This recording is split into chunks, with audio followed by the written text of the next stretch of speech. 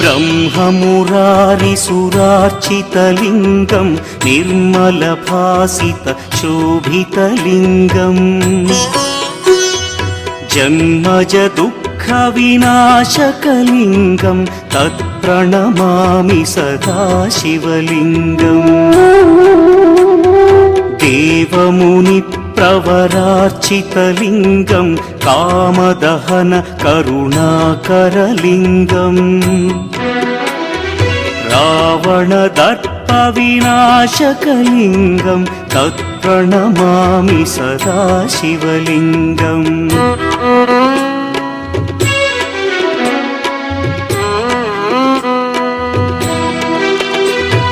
सर्वसुगन्धसुलेपितलिङ्गं बुद्धिविवर्धनकारणलिङ्गं सिद्धसुरासुरवन्दितलिङ्गम्